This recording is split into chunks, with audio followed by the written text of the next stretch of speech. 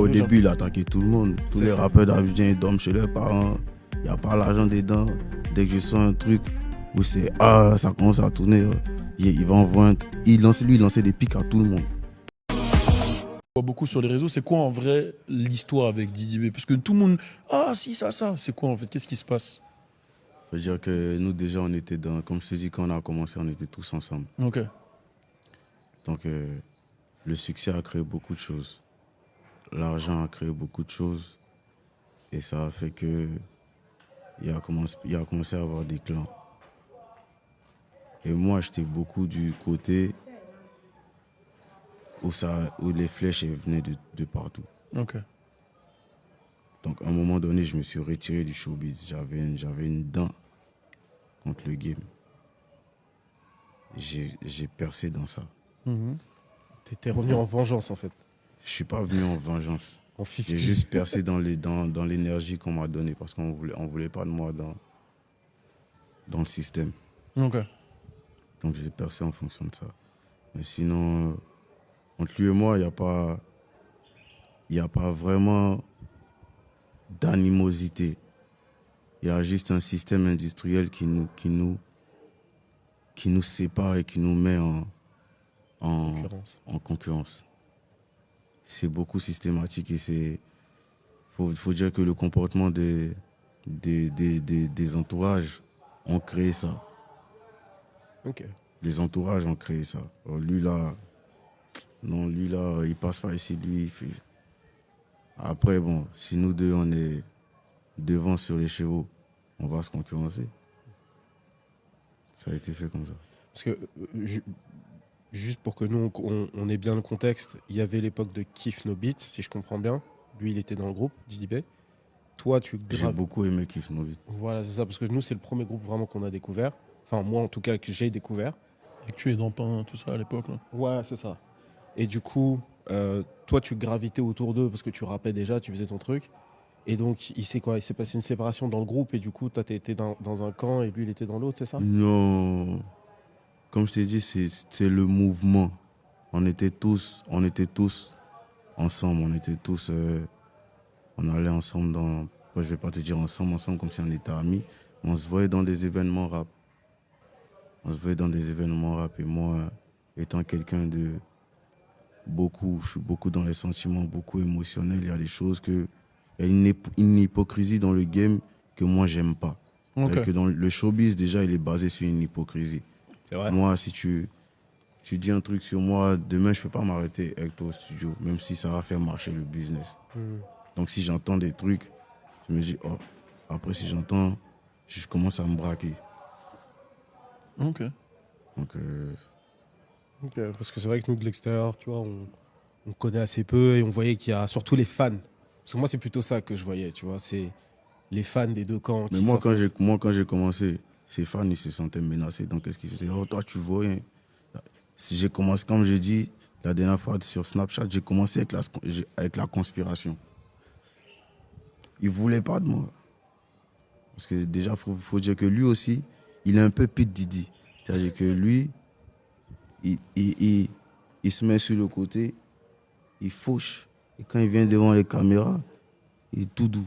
Ouais, il est malin, ouais, j'ai capté dans quel sens il Les est. petits Didi. Et moi, je suis Poutine. Ok, j'ai capté, toi c'est direct. Moi, quand je frappe, lui, c'est lui le méchant. Et lui, il fait ça. J'ai capté. C'est comme ça que ça a fonctionné. Ok. Parce que quand je voyais. Enfin, dans ta musique, enfin, après, tu vas m'expliquer, mais dans ta musique, des fois, t'attaques, on voit.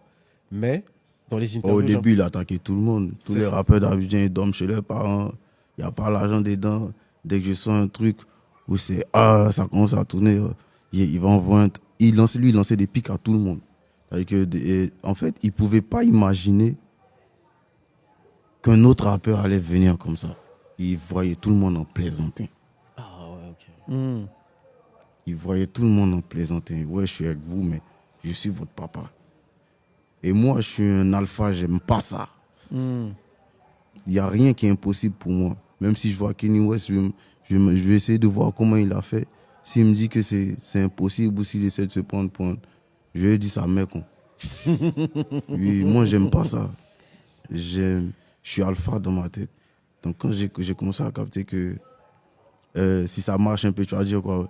Non, lui c'est mon bon petit. Je dis non, vous là, je sors de votre système. Il va vous allumer.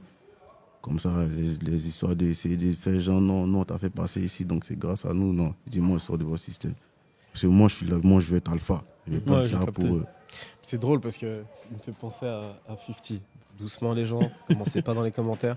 Mais en fait, je dis ça pourquoi, je sais pas si tu connais un peu l'histoire de 50, mais en fait toute l'industrie était un petit peu contre lui et personne voulait le signer dans la East Coast. Et en fait, il s'est retrouvé dans la West Coast et là, plus personne pouvait l'arrêter. Il a sorti ses singles, Wangsta, In Da Club, et c'est devenu le 50 qu'on connaît aujourd'hui. Et quand je t'entends parler, quand je vois comment ça s'est fait pour toi, Kif No Beat était le gros groupe, Didi B, leader du groupe, etc.